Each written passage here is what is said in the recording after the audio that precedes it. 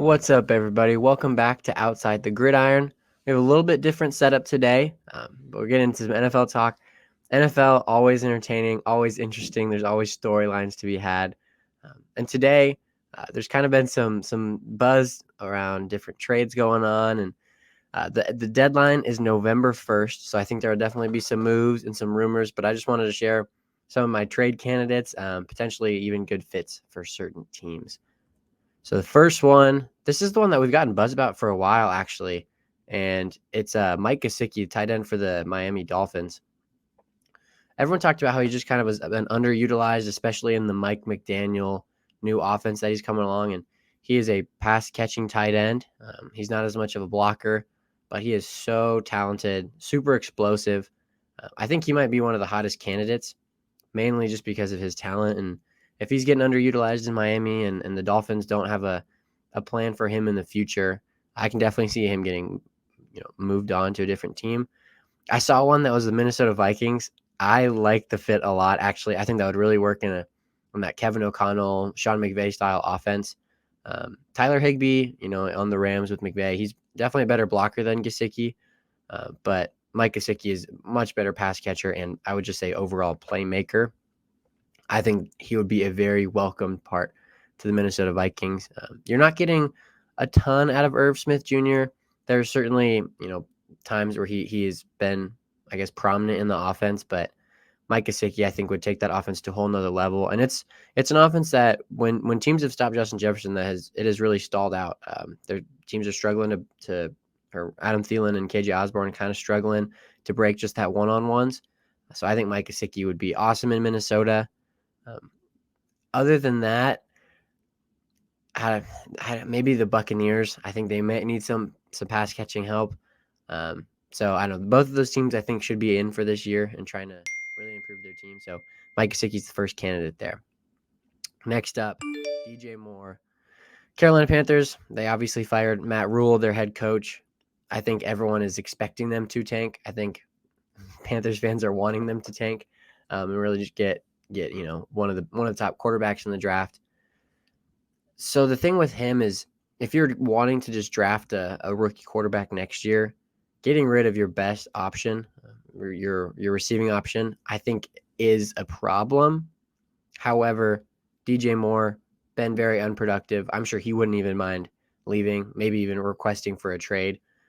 And there are a lot of teams that I think could use a receiver. I think Kansas City, really should get a receiver, especially one of DJ Moore's caliber. He would immediately be the best receiver on that team.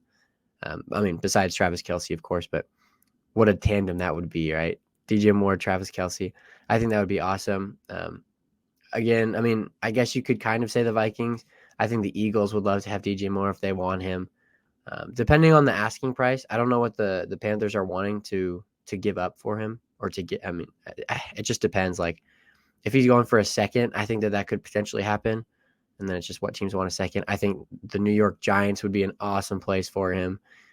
Really need some receiver help, especially help Daniel Jones, and he is just an absolute playmaker. I love DJ Moore. I just wish he was a little bit more productive, had some better quarterbacks over in Carolina.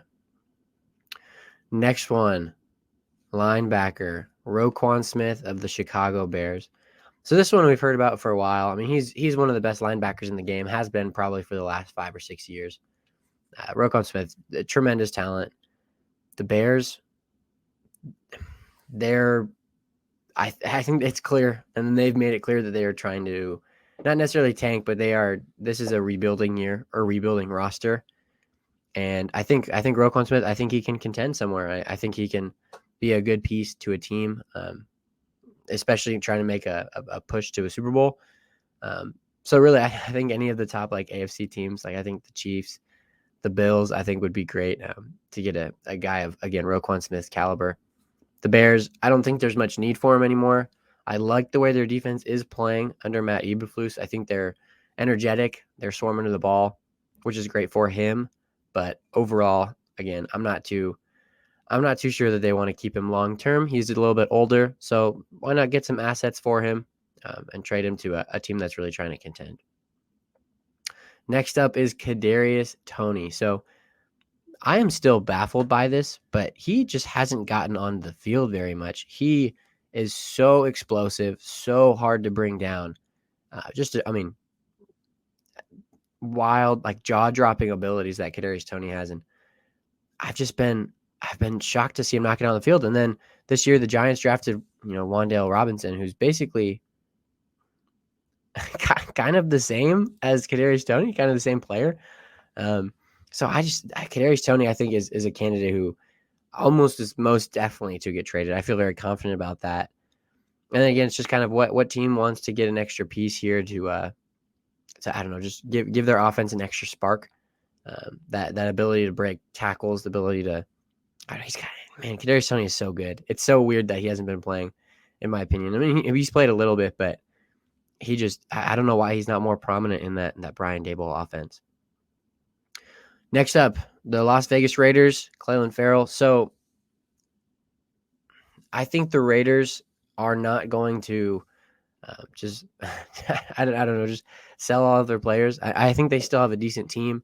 They can definitely still turn it around. I mean, you have such an explosive offense, and defense playing actually a little bit better than I thought, but they just, I don't know. I think Josh McDaniels a little bit poorly coached, but I think this is a candidate where, they didn't they didn't extend, a 5th-year option to him. So I don't know if he's in the long-term future.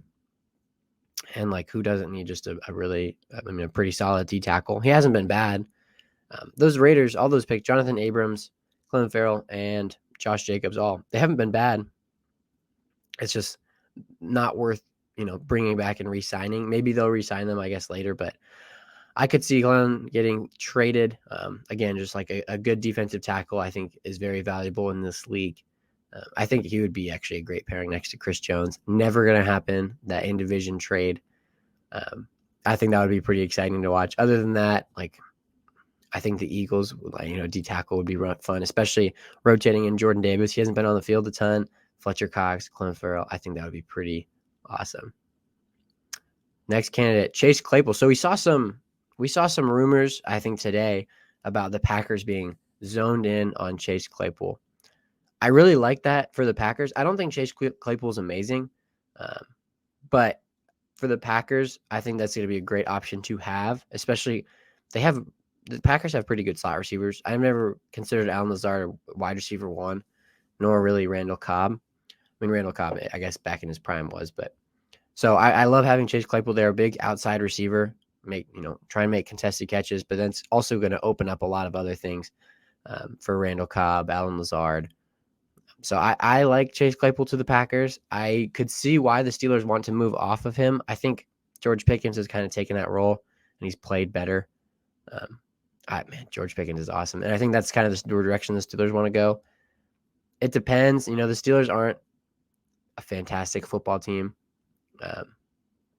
So I'm intrigued to see, I guess, where Chase Claypool goes, if he goes anywhere. But the Packers, I think, would be a pretty fun fit.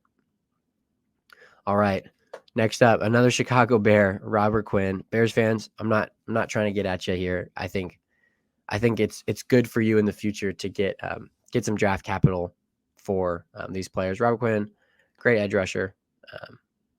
He's very talented. I think he's still got a little bit of juice left too. I think that, what team doesn't want an edge rusher? Kansas City and Robert Quinn makes so much sense to me. Getting just a very talented guy who can still win. And then you get to pair him with, like Carlos Dunlap. Frank Clark has been fine. George Karlaftis, I think that was really fun, especially with Robert Quinn. You're having just a veteran who's really able to like coach him up. I think would be awesome. And I love that. And so, yeah, getting a veteran, especially when you spend a 1st-round pick on George Karlaftis, like this is someone that you want, just to be able to help him. It could be a temporary thing for the Chiefs, but it could pay out years in advance just from the type of leadership that Robert Quinn gives. Next up, New York Jets, Elijah Moore. I went back and forth between Elijah Moore and Denzel Mims. I think both could get traded, but I ended up going with Elijah Moore because he got very hyped up. I was very high on him in college and going into the draft process, and even this year I was really excited to see what he could do. And again, just hasn't had the production that I think people are wanting from him. I could see that, like some team could potentially go a little bit higher because he's still on a rookie deal. So they could give a little bit more. I think he's still very talented. I don't know. I'm not crazy about how his career's been so far. And he's on the Jets, and the Jets offense hasn't been that great. But it looks like the way that they're going, they spent a first round pick on Garrett Wilson. They spent a bunch of money on Corey Davis, who's, still producing just fine. So I just don't think Elijah Moore just is getting the time of day. And so I could see him moving on. Last but not least, Brian Burns, another Panther. Panthers, honestly, I think, again, time to jump ship. So if you're not wanting to get rid of DJ Moore because you want to help your quarterback out, Brian Burns makes a lot of sense to get rid of. You definitely can get capital for him. I said the Chiefs earlier for Robert Quinn. If the Chiefs just want to win and potentially even keep people back, Brian Burns is the guy. I mean, he is explosive. He can win with power, win with speed. So I love Brian Burns. I think he's fantastic. Really, any team who wants to get some extra juice in that pass rush, I think would be really helpful. So, again, I keep going back to the Buccaneers because they just haven't been as good as I thought they would be. So if the Buccaneers want to do it, spend a high pick for him. Even if you want to get a team looking into the NFC West, the Rams aren't that great at getting pressure anymore. The 49ers, the 49ers they're fine, but the Seahawks, that could be a potential move. You get Brian Burns there, paired up with Boye Mafe. I think that is so fun, especially if the Seahawks are trying to get a playoff push. Who would have expected that this offseason? So I love that. I think that Brian Burns is a for sure trade. I can't wait to see, honestly, if he ends up going somewhere. I think it'd be a good move for the Panthers and a good move for whatever team lands with him. But that is all I have for you today. I'm really excited to kind of see how this plays out, especially Odell Beckham Jr. I think that's really exciting. That's going to be after the deadline, but within the next couple of weeks here, he's going to be signing somewhere. I think he's been toying with people on Twitter, which has been hilarious. I'm really excited to see where he goes. A lot of rumors that the Chiefs are in on him. I think that would be awesome for the Chiefs, but we will see. Let me know what you think in the comments below. A player or a team that could, use some of these players, or another player that you think might just get traded as well. But thanks for watching. We'll see y'all again soon.